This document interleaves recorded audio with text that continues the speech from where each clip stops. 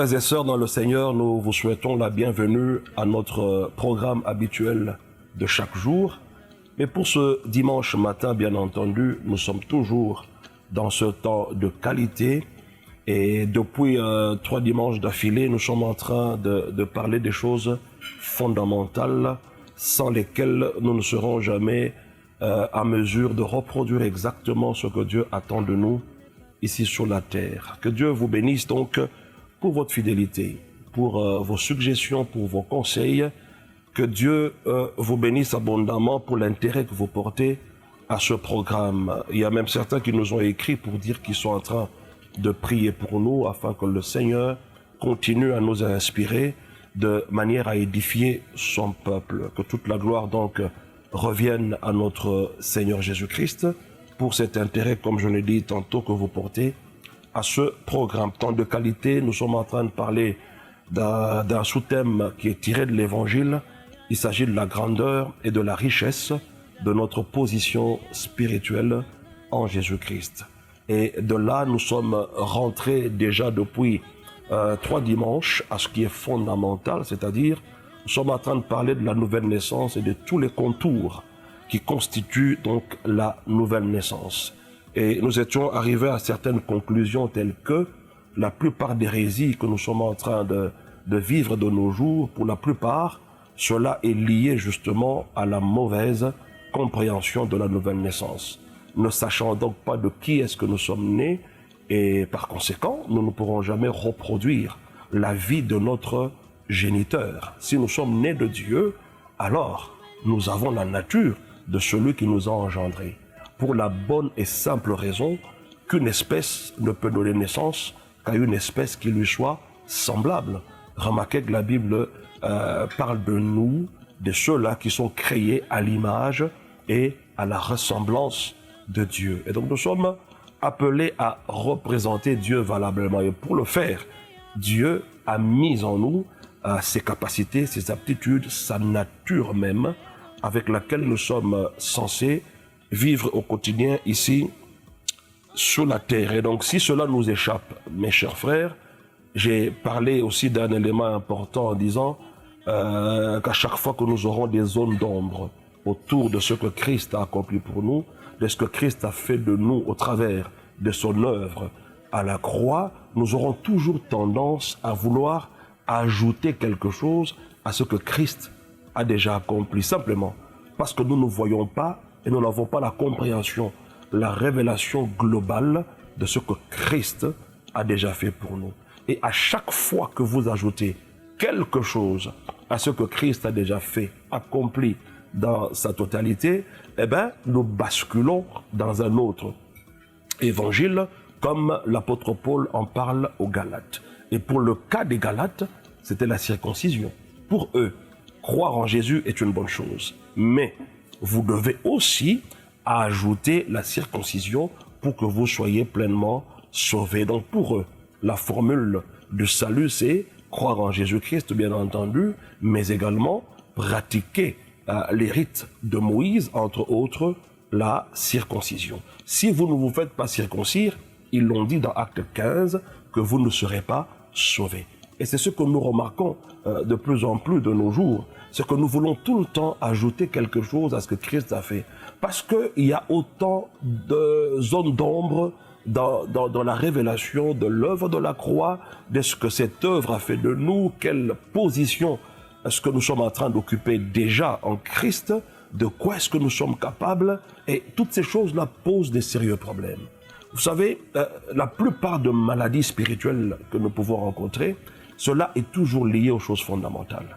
Voyez-vous, même dans la nature, lorsque vous retrouvez quelqu'un qui a du mal à écrire le français sans erreur, à le parler sans erreur, vous comprendrez tout de suite qu'il s'agit d'une éducation fondamentale qui a manqué.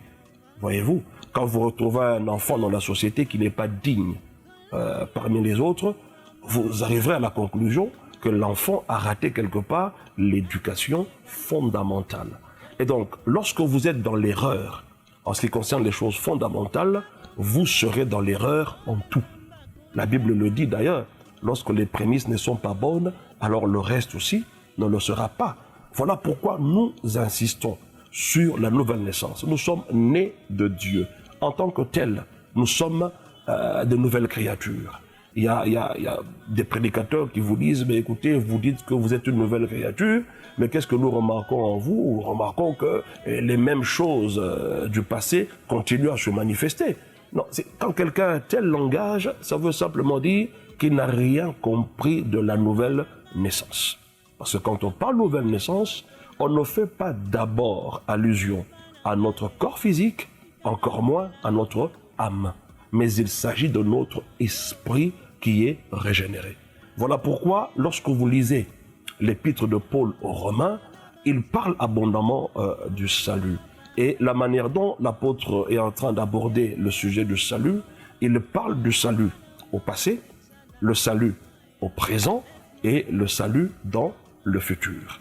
Et ces trois temps qui constituent l'œuvre du salut posent encore un sérieux problème. Parce qu'il y en a qui pensent que lorsque vous croyez au Seigneur Jésus, vous n'avez reçu qu'une portion du salut. Ça veut dire qu'il y a quelque chose qui vous manque. Non, vous avez reçu le salut plein et complet dans votre esprit. Mais votre âme n'a pas encore vécu les réalités de ce que vous êtes devenu dans votre esprit. Et par conséquent, le corps non plus ne peut pas encore vivre les réalités de ce qui s'est produit dans votre esprit. Et vous retrouvez cette réflexion, comme je l'ai dit, dans l'épître de Paul aux Romains. Et dans cette épître, l'apôtre utilise 3 termes grecs. On ne va pas entrer dans les termes grecs pour compliquer certains. Je voudrais que nous soyons le plus simple possible, de telle manière que cet enseignement pénètre. Parce qu'en fait, un enseignant, c'est pas quelqu'un qui vous complique avec des choses qu'il ramasse à gauche, à droite, et quand vous l'écoutez, vous dites, mais il a des choses dures. Non. Un enseignant, c'est quelqu'un qui simplifie les vérités bibliques de telle manière que ces vérités soient à la portée de tous. Quand vous êtes un professeur dans une salle de classe, vous devriez faire en sorte que les étudiants les moins brillants arrivent ne fût-ce qu'à la moyenne. C'est par là que vous reconnaissez que vous avez un bon enseignant.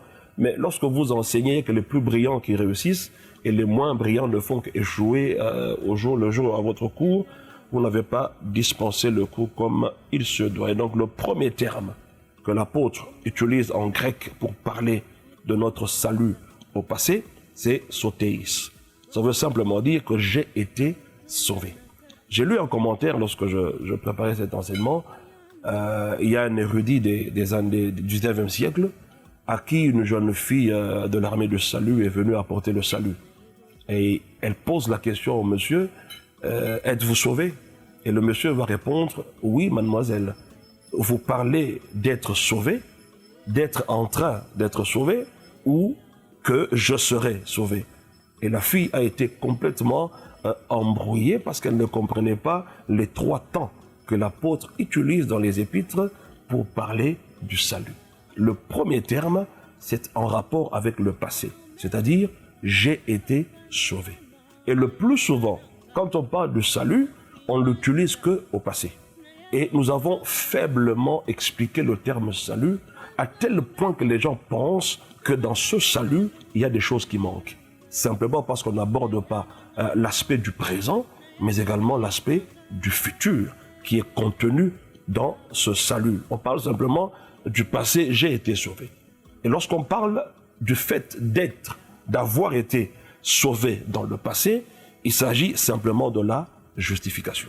Lorsque je suis justifié, en fait, il s'agit de la libération de la culpabilité et de la conséquence du péché. En d'autres termes, lorsqu'on dit que je suis justifié, on dit j'ai été sauvé.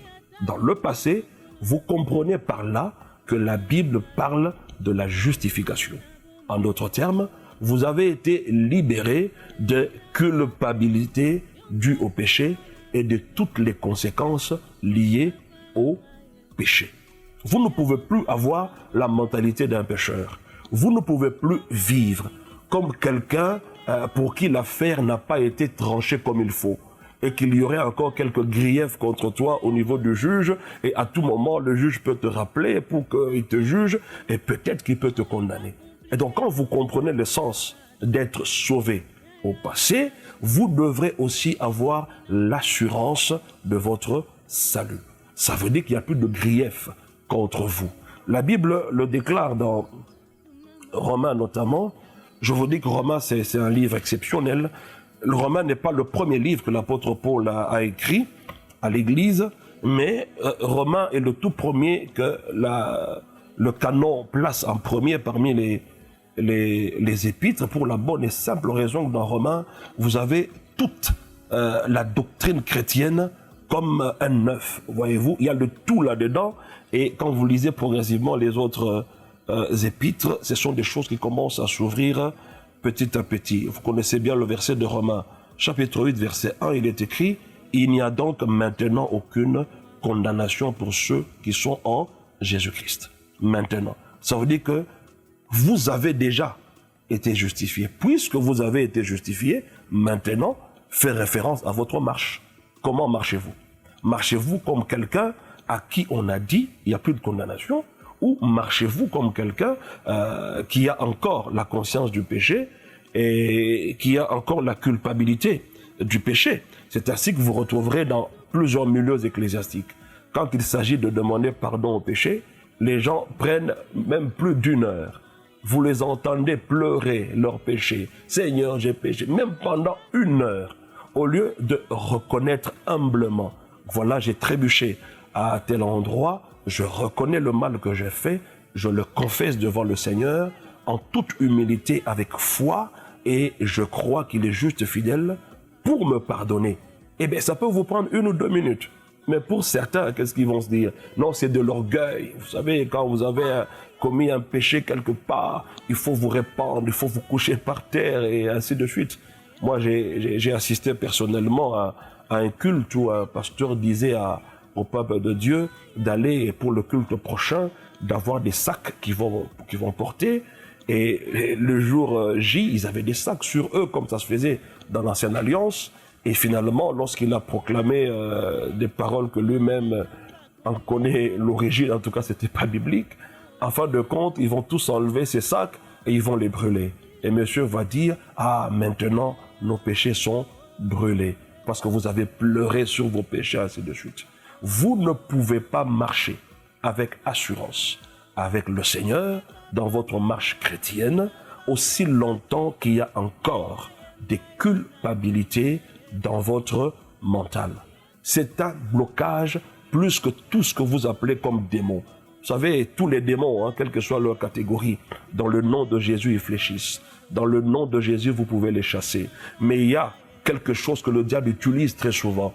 Lorsque vous ratez la révélation du salut au passé, ça veut dire la justification, il s'agit de la culpabilité. Et lorsque vous vous sentez coupable, vous remarquerez que même vos actions, n'est-ce pas, seront de plus en plus restreintes. Vous ne ferez plus quoi que ce soit dans la vie chrétienne avec conviction. Pourquoi?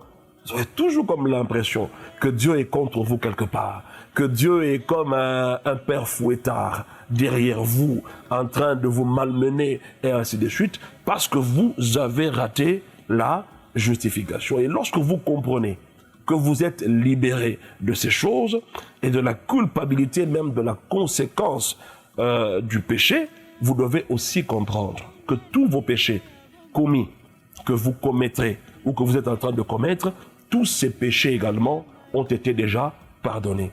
Parce qu'il n'y a qu'une seule œuvre du salut, c'est l'œuvre du Christ. Et dans cette œuvre-là, vous avez la provision du pardon. Et dans le temps passé, le temps présent, mais également dans le temps futur. Donc en d'autres termes, celui qui se sait justifié, c'est quelqu'un qui n'a plus de casier judiciaire. Et donc vous ne pouvez plus parler de moi en termes de « je vois dans votre famille, vous avez été voir des féticheurs il y a 15-20 ans passés ». Oui, 15-20 ans passés, j'étais un enfant de Satan, j'étais sous l'empire du péché. Et donc, ma vie normale était d'aller fréquenter les féticheurs, les marabouts, les diseurs de Bonaventure et tout ce qui va avec. C'était ma vie normale. Mais lorsque je suis devenu une nouvelle créature et que je suis justifié parce que j'ai été sauvé, eh bien, mes chers frères, vous ne pouvez plus parler de moi en termes de ce que j'avais fait dans le passé. Parce qu'en fait, celui qui a le droit de me punir, celui qui a le droit de me sanctionner sur base de ce que j'ai fait à l'époque, avant d'avoir cru en Jésus-Christ, me dit clairement que tes péchés, tes iniquités, je les ai pardonnés, je les ai effacés et je les ai même oubliés. Voilà, Dieu lui-même les a effacés, pardonnés et oubliés. Mais la conscience du péché demeure où? Vous allez voir dans le deuxième aspect, le salut dans le présent. Il y a des gens qui se trimballent de leur vie passée dans le péché jusque dans le christianisme.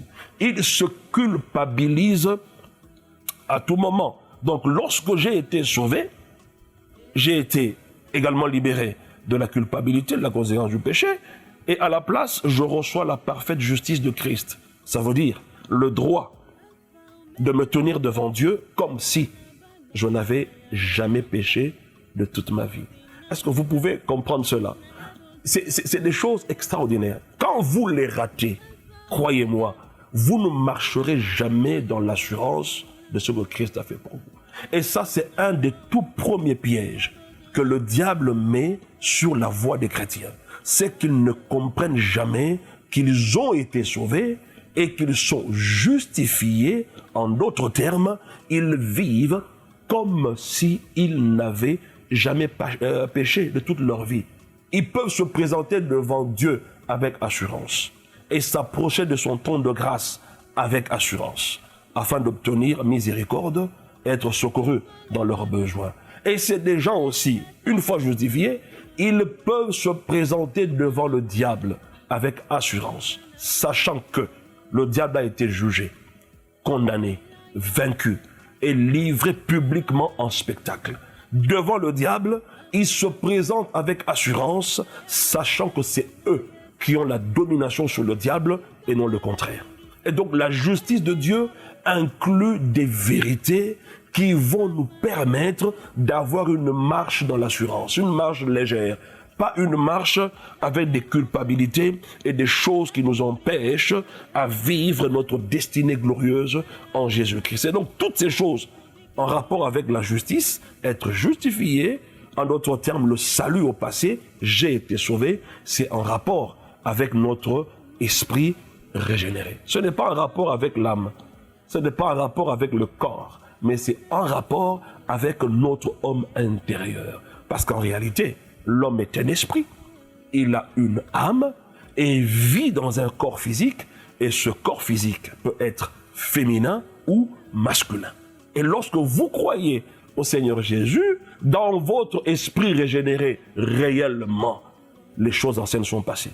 Tu n'es plus un pécheur, tu n'es plus enfant de Satan, tu n'es plus sous la domination du diable, tu n'as plus de lien, tu n'as plus de malédiction, tu n'as aucune maladie héréditaire dans ton esprit. C'est une réalité. N'est-ce pas un fait accompli? Ce n'est pas une chose derrière laquelle tu cours, c'est une réalité. Et donc si je reconnais, je comprends que je suis esprit, je peux donc m'exprimer que par conséquent, j'ai zéro lien, j'ai zéro malédiction, n'est-ce pas? J'ai zéro maladie héréditaire dans mon esprit. Et comprenez bien ces choses et vous irez de l'avant. Alors on va lire dans Romains, le chapitre 3, et nous commençons à partir du verset 21. Il est écrit, mais maintenant, sans la loi, et manifester la justice de Dieu, à laquelle rendent témoignage la loi et les prophètes. Vous devez comprendre que maintenant, ça veut dire l'époque de l'Église que nous sommes en train de vivre, vous ne pouvez pas avoir la révélation de la justice de Dieu. Vous ne pouvez pas comprendre le niveau auquel vous opérez désormais lorsque vous êtes justifié sans avoir compris l'évangile de notre Seigneur Jésus-Christ. Vous pouvez tout prêcher dans la Bible, mais si vous ne prêchez pas l'évangile de notre Seigneur Jésus-Christ, vous n'apportez aucune révélation sur la justice. Et donc déjà, vous pouvez comprendre quel mauvais service est-ce que vous rendez à l'Église du Seigneur. Parce que l'acte rédempteur qu'on appelle la justice, c'est quelque chose de fondamental. Et lorsque vous ratez cette révélation fondamentale, vous marcherez dans le faux. Voilà pourquoi beaucoup de chrétiens sont tout le temps dans des culpabilités. C'est des gens qui croient avec facilité qu'ils ont la malédiction de leur famille, ils ont les maladies de ceci, ils ont cela de la part de leur famille, mais ils n'ont aucune conscience de ce que Dieu a fait d'eux en Jésus-Christ au travers de l'œuvre que ce dernier a accomplie. Et ce verset 21 nous dit que même la loi, ça veut dire les écrits de prophètes et des prophètes, les écrits de Moïse plutôt, et des prophètes, là-dedans, lorsque vous lisez Moïse, est-ce que voyez-vous la justice de Dieu? Lorsque vous lisez les écrits des prophètes, est-ce que vous êtes en mesure de déceler l'œuvre de la justice accomplie en Jésus-Christ? Déjà dans l'Ancienne Alliance, on nous affirme ici que les écrits de Moïse et les écrits de prophètes nous témoignaient déjà de la justice à laquelle nous sommes déjà adhérés aujourd'hui en Jésus-Christ, mes chers frères. Est-ce que pouvez-vous lire la loi de Moïse et ressortir des éléments de justice que nous avons en Jésus-Christ aujourd'hui? Pouvez-vous lire les écrits des prophètes et ressortir ces éléments de justice? Je me rappelle un verset qui me vient dans Actes au chapitre 28. Lorsque l'apôtre Paul a été libéré, il va louer une maison pendant, je crois, 2-3 ans, selon le témoignage de la Bible, à Rome. Et il recevait les gens qui venaient à lui du matin jusqu'au soir, la Bible déclare. Et à partir de la loi de Moïse, il démontrait que Jésus est le Christ. À partir de la loi de Moïse, il n'y avait pas les écrits de Matthieu, de Marc, Luc et Jean. Il n'y avait pas encore les épîtres écrites. Mais à partir de la loi de Moïse et des prophètes, l'apôtre Paul démontrait que Jésus est le Christ. Alors, lorsque vous lisez l'Ancienne Alliance, qu'est-ce que vous voyez? Qui est-ce que vous retrouvez dans ces écrits? Christ. Si c'est Christ, alors, gloire à Dieu, vous avez la vie et vous parlerez vie. Mais si ce n'est pas Christ que vous voyez, vous tapez complètement à côté. Le verset 22 dit ceci: justice de Dieu par la foi en Jésus-Christ pour ceux qui croient. Il n'y a point de distinction. Pour ceux qui croient, ça veut dire toutes les nations, toutes les races. Pour tout celui qui croit, il n'y a pas de distinction. Par la foi, vous acquérez la justice de Dieu. Et quand vous êtes justifié, qu'est-ce que nous avons dit? Vous êtes libéré de la culpabilité du péché et vous êtes libéré de toutes les conséquences dues au péché. Quand? Lorsque vous avez cru au Seigneur Jésus-Christ. Non, ce n'est pas après le combat de 21 jours. Ce n'est pas après le jeûne de 100 jours. Mais lorsque vous avez cru. C'est ça la justice. J'ai été sauvé. Verset 23. Car tous ont péché et sont privés de la gloire de Dieu. Et écoutez bien le verset 24. Ils sont gratuitement justifiés par sa grâce, par le moyen de la rédemption qui est en Jésus-Christ. Ils sont gratuitement justifiés. La justification est gratuite. La justification n'est pas le résultat de tes efforts, s'il vous plaît. C'est un acte d'imputation. Puisque Christ est la justice de Dieu, ce Christ-là nous a imputé sa justice. Il a mis à notre compte sa justice parfaite et du coup, je suis en droit de dire que je suis juste en Jésus-Christ. Écoutez, quand on dit je suis juste, ce n'est pas un rapport avec les œuvres que vous voyez dans la personne. C'est comme cela que les gens ont du mal à croire qu'ils sont saints en Jésus. Parce qu'ils pensent que ce sont des choses que nous obtenons parce que nous aurons été parfaits d'une manière pratique. Non, Dieu nous a imputé ces choses-là afin que maintenant nous les comprenions et que nous marchions graduellement dans cette justice et finalement nous allons manifester le caractère de Jésus-Christ. Romains chapitre 10, je lis le verset 10, il est écrit: car c'est en croyant du cœur qu'on parvient à la justice, et c'est en confessant de la bouche qu'on parvient au salut, selon qu'il est écrit. C'est en croyant du cœur qu'on parvient à la justice. Pourquoi Dieu nous donne-t-il en premier lieu la justice? Lorsque nous croyons seulement dans notre cœur que Jésus est mon Seigneur et mon Seigneur, mon Sauveur et mon Seigneur, la conséquence c'est quoi? C'est que nous obtenons la justice de Dieu.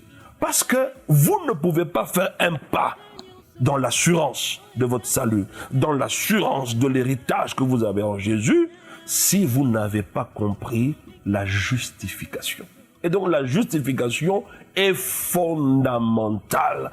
si vous ne comprenez pas votre justice en Jésus-Christ, mes chers frères, c'est très dangereux. Donc tout ce que nous avons expliqué, c'est le salut au passé, j'ai été sauvé, et c'est ce qui s'est passé dans notre esprit.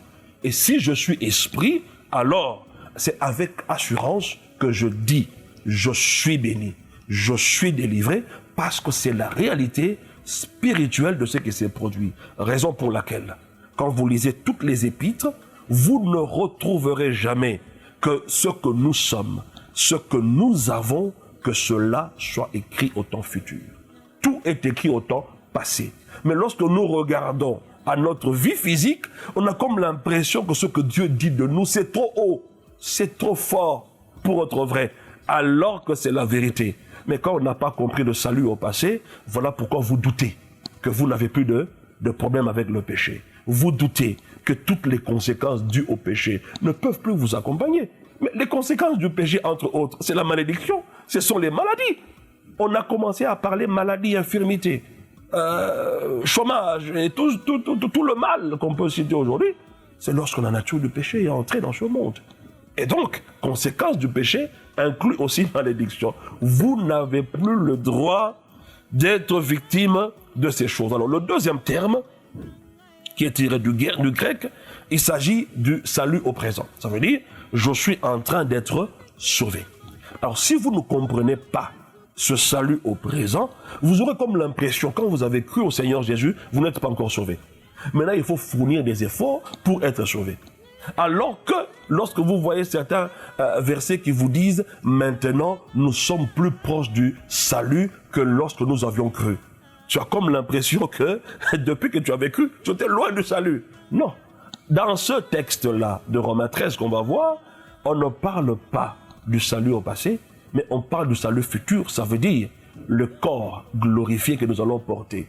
On parle justement du retour imminent de notre Seigneur Jésus, particulièrement de l'enlèvement. Voyez-vous, que nous sommes plus proches de l'enlèvement parce qu'en un clin d'œil, nous allons être changés et même les morts en Christ ressusciteront premièrement, ils auront des corps glorifiés, nous de même, et nous allons monter. C'est de ce salut-là dont on parle. Mais tu es déjà sauvé. Et donc, le deuxième terme fait allusion au salut au présent. Je suis en train d'être sauvé. Il s'agit de la sanctification.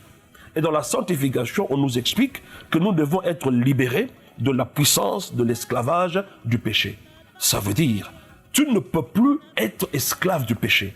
Parce que dans le passé, Dieu t'a déjà justifié du péché. Dans le passé, tu es déjà mort au péché. Et comme tu es mort au péché, et donc le péché ne peut plus dominer sur ta personne. Parce que je suis mort au péché. Mais écoutez, le péché va aller tenter les cadavres. Pour qu'ils gagnent quoi? Donc quand on est mort, on n'est plus conscient du péché. On n'est plus répondant aux sollicitations du péché. Donc dans le présent, nous devons maintenant matérialiser ce que nous sommes déjà devenus dans la justice que nous avons reçue en Jésus-Christ. Je l'ai dit une ou deux fois dans nos sessions que Dieu ne peut pas te demander de mener un style de vie pour lequel il ne t'a pas capacité. Je prends l'exemple. Quand il dit « Soyez saints comme moi je suis saint », il parle de la sanctification pratique. Nous devons vivre dans la sanctification. Et donc, Dieu ne peut pas nous demander de marcher dans la sanctification sans avoir placé en nous l'aptitude de vivre comme des saints. Voilà pourquoi quand vous lisez, par exemple, l'épître de Paul aux Corinthiens, Paul savait que les Corinthiens, dans cette église, il y avait la division. Dans cette église, il y avait de l'immoralité, il y avait de l'impudicité. Mais malgré cela, quand il introduit sa lettre, il y a des salutations comme d'habitude, mais il y a aussi des choses qu'il dit. Il parle des Corinthiens comme étant des saints. Mais il savait qu'ils étaient dans l'impudicité. Mais comment parle-t-il de ces gens comme à des saints? Parce qu'ils sont des saints par position. Comme ils ont cru, ils ont été sauvés, ils ont été justifiés. La sainteté est déjà en eux. Mais ils ont du mal à pratiquer cette vie sainte. C'est ça le problème que nous avons. Nous sommes saints en Jésus, mais nous devons vivre dans une sanctification pratique. Nous avons une mesure de foi en nous. Selon Romains, Si vous lisez, je pense, au chapitre 12, le verset 3 ou 4, on vous dit que Dieu a départi à chacun une mesure de foi. C'est un fait. Mais maintenant, avoir la foi est une chose. Mais vivre par la foi est une autre réalité. Ça ne veut pas dire que si je ne vis pas par la foi, je n'ai pas en moi les aptitudes de vivre par la foi. Il y a déjà une portion de foi en moi, mais je dois la nourrir avec la parole de Christ que je suis en train d'écouter quotidiennement. Mais Dieu m'a déjà mis en moi le potentiel et la capacité de vivre par la foi. Et c'est ce que nous sommes en train d'expliquer dans ce deuxième terme lié au salut, que je suis en train d'être sauvé. Quand je crois au Seigneur Jésus, mon esprit, ça n'est fini. J'ai déjà reçu tout ce qu'il faut, régénérer, je suis une nouvelle créature, je suis justifié. Mais maintenant, il faut que l'on voit ce qui s'est passé spirituellement. Dieu a dit qu'avant la fondation du monde, il nous a choisis, n'est-ce pas, afin que nous soyons saints et irréprochables. Est-ce que vous comprenez? Le but, il nous a choisis. C'est une position à laquelle il nous a amenés pour que nous soyons saints et irréprochables. On doit le vivre. C'est là maintenant que notre âme entre en jeu. Notre âme doit être suffisamment renouvelée afin que notre système de pensée, parce qu'en fait dans l'âme, il s'agit des pensées, il s'agit des sentiments, il s'agit des décisions de notre quotidien. Cela réside dans notre âme. Mais quand je suis né de nouveau, mon âme n'a pas subi la même vie que mon esprit avait reçue. Pas du tout. Il faut maintenant qu'un travail soit fait pour qu'au niveau de mon âme, que je sois libéré de la puissance d'être esclave du péché.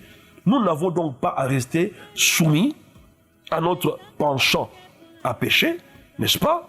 Et nous devons résister à ce penchant et à la faiblesse de notre chair. Et pour y arriver, alors notre âme doit être renouvelée. Romains chapitre 12, le verset 2, on nous dit d'être renouvelé dans notre intelligence afin de discerner la volonté de Dieu et d'y marcher concrètement. Alors quand on parle d'être sanctifié, parce qu'en fait, quand on dit je suis en train d'être sauvé, il s'agit de la sanctification pratique. Celui qui est sanctifié, c'est simplement un mis à part pour être un saint, n'est-ce pas? Pour appartenir à Dieu, pour être cet instrument dont Dieu va se servir. Que tu ne sois pas partagé entre la vie ancienne et la vie nouvelle. C'est ça être saint. C'est cela, être soustrait du monde, mis à part spécifiquement afin d'être un instrument dont Dieu va se servir. Nous pouvons lire dans Jacques, le chapitre 1, le verset 21. C'est un passage aussi qui prête beaucoup de confusion. Il est écrit, c'est pourquoi, rejetant toute souillure et tout excès de malice, recevez avec douceur la parole qui a été plantée en vous et qui peut sauver vos âmes. L'esprit est déjà sauvé. Mais la parole de Dieu qui est en train d'être plantée en nous quotidiennement, peut arriver à sauver notre âme. On peut lire ça dans la version, le livre, notamment l'épître de Jacques au chapitre 1, le verset 21, il est écrit ceci: débarrassez-vous donc de tout ce qui est mauvais dans votre vie, à l'intérieur comme à l'extérieur, et réjouissez-vous humblement du message extraordinaire que nous avons reçu, car il peut sauver notre âme à mesure qu'il prend place dans notre cœur. Au fur et à mesure que cet évangile prend place dans notre cœur, l'âme est en train d'être sauvée. Alors, quand on parle d'un verset comme celui-là, ça ne veut pas dire que le jour où tu as cru au Seigneur Jésus, tu n'avais pas encore été sauvé. Maintenant, il faut faire des efforts pour que finalement tu sois sauvé. Non, on parle ici particulièrement de l'âme. Et lorsque l'âme est en train d'être transformée, nous finirons par vivre la sanctification pratique. Et le troisième terme, et nous terminons par là, il s'agit du salut au futur. Je serai sauvé. Il est vrai que nous sommes sauvés à 100% dans notre esprit. Nous sommes en train d'être sauvés dans notre âme et nous serons sauvés dans notre corps lorsque nous allons porter des corps célestes. Si vous lisez Romains chapitre 8, le verset 23, il est écrit exactement ceci: Et ce n'est pas elle seule, mais nous aussi qui avons les prémices de l'Esprit, nous aussi nous soupirons en nous-mêmes en attendant l'adoption, la rédemption de notre corps. Donc à la nouvelle naissance, ton corps est resté le même que tu avais avant d'avoir cru au Seigneur Jésus-Christ. Maintenant, il faut faire participer ton corps au règne de Dieu qui réside déjà dans ton esprit. On peut aussi lire Romains chapitre 13, le verset 11, il est écrit ceci: « Cela importe d'autant plus que vous savez en quel temps nous sommes. C'est l'heure de vous réveiller en fin de sommeil, car maintenant le salut est plus près de nous que lorsque nous avons cru. » Salut plus près. Ça ne veut pas dire quand vous aviez cru, le salut est resté en dehors de vous et que vous vous approchez du salut, au fur et à mesure vous persévérez, ainsi de suite. Non, ça veut simplement dire que l'heure est déjà arrivée presque, où la sonnette, la trompette va sonner et nous devons porter des corps glorifiés. C'est en ce jour-là que l'adoption de notre corps aura lieu et que nous serons sauvés dans le corps. Mais aussi longtemps que nous sommes encore sur la terre, nous avons un corps qui est irrégénéré. Et de ce corps-là, nous risquons de vivre tous les problèmes sérieux que nous vivons aujourd'hui. Et 1 Corinthiens chapitre 9 verset 27 nous dit ceci, que je traite durement mon corps, je le tiens assujetti, afin de ne pas pécher contre toi. Remarquez bien que si nous sommes esprits, et que la Bible dit que je traite, c'est moi esprit qui est censé traiter mon corps durement. Je dois le garder sous discipline, de manière à lui faire participer, pendant ce temps, ici, que je suis encore sur la terre, au règne de Dieu qui est déjà à l'intérieur de moi. Donc c'est moi, esprit, qui traite durement le corps. Mais mon esprit, en accord avec Ephésiens chapitre 3, verset 16, il est écrit, « Soyez puissamment fortifiés dans votre homme intérieur. » Est-ce que mon esprit est puissamment fortifié pour qu'il soit à mesure de drainer cet homme ici, irrégénéré, à l'obéissance, aux choses pour lesquelles l'esprit a été régénéré? C'est là le problème.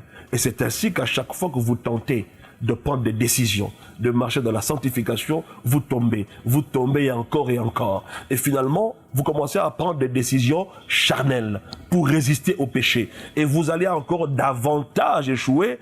Et finalement, qu'est-ce qui va se passer? Vous devenez hypocrite. Qu'est-ce que vous allez dire aux gens? Eh bien, vous savez, nous, on a prié, hein, nous, on connaît le Seigneur.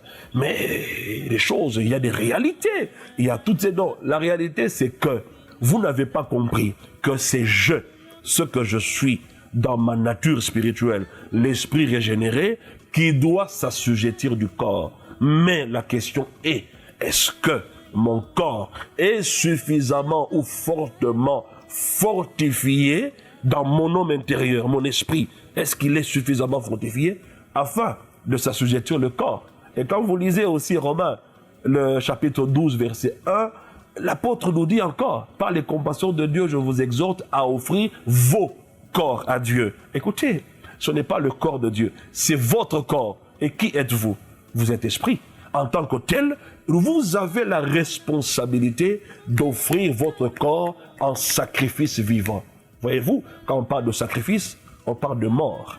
Et donc, dans tout ce que nous avons vu, les trois aspects, les trois temps du salut, tel que l'épître aux Romains aborde le sujet du salut, le sujet, enfin, c'est-à-dire le salut au passé, j'ai été sauvé, c'est la justification. Le salut au présent, je suis en train d'être sauvé, c'est la sanctification pratique, où l'homme prend le dessus sur le péché, il n'est plus esclave du péché. Alors vous pouvez retrouver ça notamment dans Romains chapitre 6, chapitre 7, et une partie de Romains chapitre 8. Là où l'apôtre Paul parle d'une expérience, sinon la sienne ou l'expérience normale de tout chrétien, il dit j'ai envie de faire le bien. Mais je me rends compte que le mal que je ne veux pas faire, c'est ce que je fais.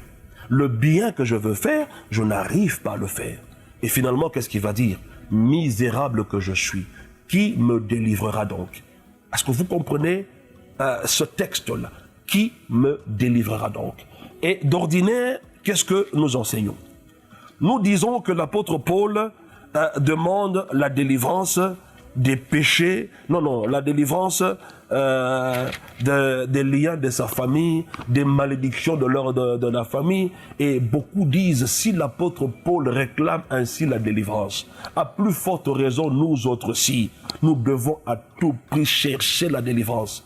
Mais ce que les gens ne comprennent pas, ce passage, Romains chapitre 7, à partir du verset 13, il est écrit, « Ce qui est bon, a-t-il donc été pour moi une cause de mort? Loin de là, mais c'est le péché, afin qu'il se manifestât comme péché en me donnant la mort par ce qui est bon, et que par le commandement, il devint condamnable au plus haut point. » 14. Nous savons en effet que la loi est spirituelle, mais moi je suis charnel, vendu au péché. 15. Car je ne sais pas ce que je fais.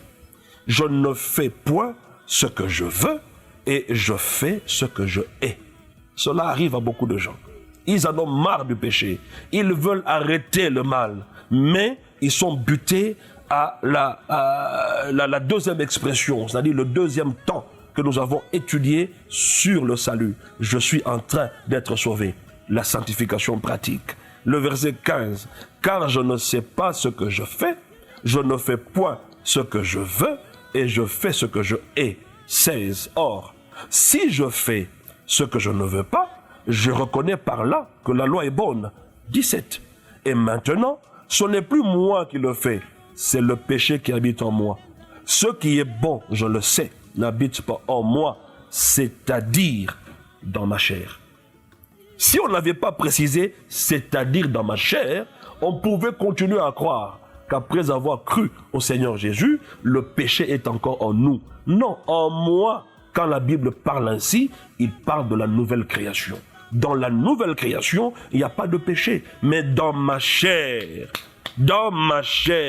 il y a le péché. Je reprends.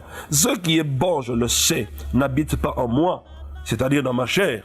J'ai la volonté, mais non le pouvoir de faire le bien. Voilà pourquoi on parle de crucifier la chair. La chair a été crucifiée avec Christ. C'est un fait accompli, afin que cette nature-là du péché ne trouve pas un moyen d'expression au travers de mon corps physique. 19. Car je ne fais pas le bien que je veux, et je fais le mal que je ne veux pas. Et si je fais ce que je ne veux pas, ce n'est plus moi qui le fais, c'est le péché qui habite en moi. Je trouve donc en moi cette loi. Quand je veux faire le bien, le mal est attaché à moi. 22. Écoutez bien le verset 22. Car je prends plaisir à la loi de Dieu selon l'homme intérieur. L'homme intérieur, c'est la nouvelle création. La Bible déclare que selon l'homme intérieur, je prends plaisir à la loi de Dieu, ça veut dire à la parole de Dieu. Et donc dans mon esprit, j'ai la volonté, j'ai la capacité et les aptitudes d'obéir à la parole de Dieu, parce que dans mon esprit, j'ai la nature de cette parole. Mais, écoutez bien le verset 23, mais je vois dans mes membres une autre loi qui lutte contre la loi de mon entendement et qui me rend captif de la loi du péché qui est dans mes membres. Dans mes membres, à la nouvelle naissance, je n'ai subi aucune transformation. La rédemption ne s'est pas manifestée dans mon corps physique. C'est là que vous comprenez que le diable peut encore avoir de l'emprise sur les chrétiens, non pas en termes de possession démoniaque, mais les amener à être des victimes sur la terre. Parce qu'il y a déjà quelqu'un d'autre qui a fait de moi son temple. Mais on ne peut pas parler du Saint-Esprit dans l'homme comme une possession. Parce que quand on parle de possession, la possession démoniaque vient anéantir ta volonté. Tu n'obéiras plus à ta propre volonté, mais c'est quelqu'un d'autre qui te téléguide même à distance, comme si tu étais envoûté. Mais avec le Saint-Esprit, il est en moi afin de s'accorder avec moi et que ma volonté lui soit soumise. Voyez-vous, d'une manière volontaire, mais pas comme une oppression, comme s'il s'agissait d'une possession démoniaque. Alors après avoir lu cette difficulté du verset 13 jusqu'au verset 23, maintenant l'apôtre Paul va s'exclamer « Misérable que je suis ». Qui me délivrera du corps de cette mort? Il parle de la délivrance de quoi? De la chair. Je voudrais lire ça également dans la version Parole vivante, Romains chapitre 8, le verset 24.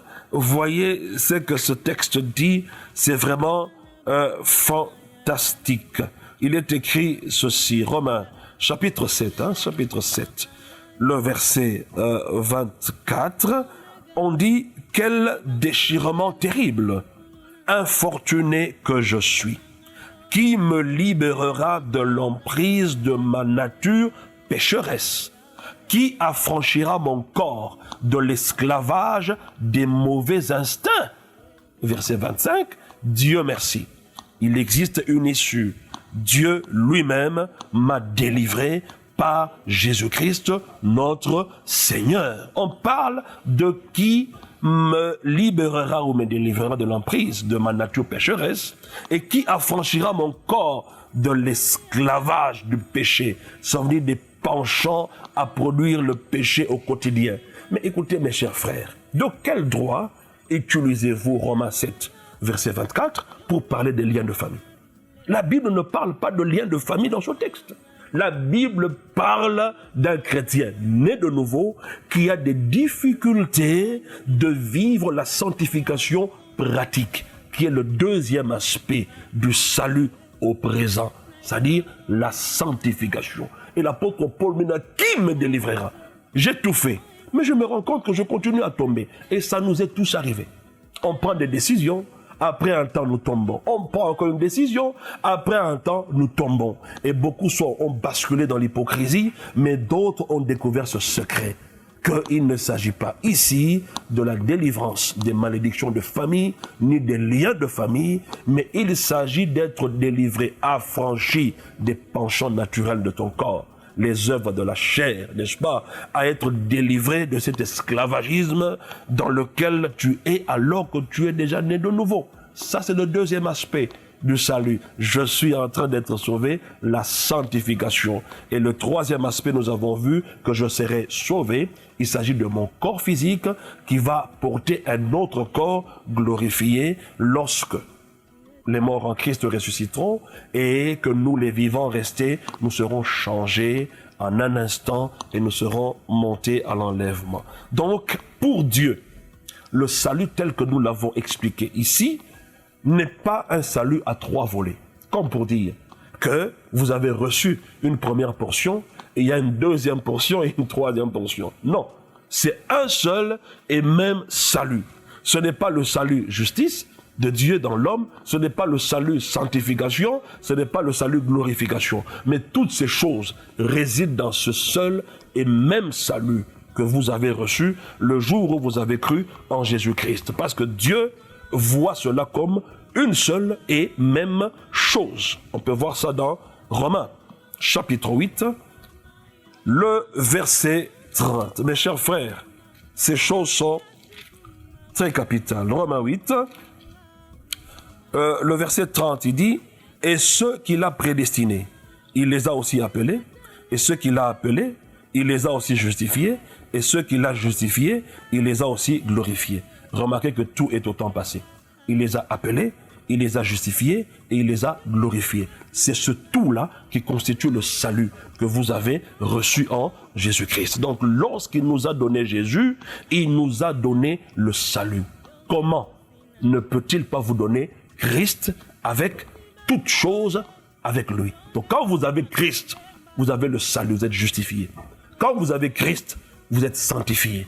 Quand vous avez Christ, sachez que votre corps est glorifié. Ce sont des faits que Jésus a déjà accomplis pour nous. Maintenant, il faut les vivre d'une manière pratique. Mes chers frères et sœurs, ceci était un exercice assez difficile, mais par la grâce de Dieu, nous pensons que quelque chose a été compris dans le chef de vous tous qui nous avait suivis pendant ces instants. Le souci, c'est lequel?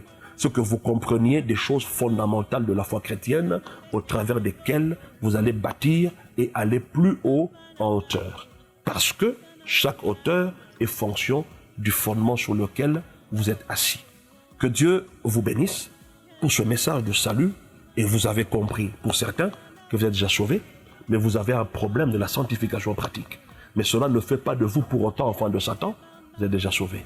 Mais vous devez comprendre maintenant comment le vivre en pratique, comme Paul a dit, qui me délivrera. Donc c'est de là que vous avez la révélation et la place de la délivrance dans la vie du chrétien. Que Dieu vous bénisse, que toutes ces grâces et faveurs soient votre partage. En son nom, Jésus-Christ, nous avons ainsi proclamé et prêché, et nous disons Amen, Amen, et à la prochaine session.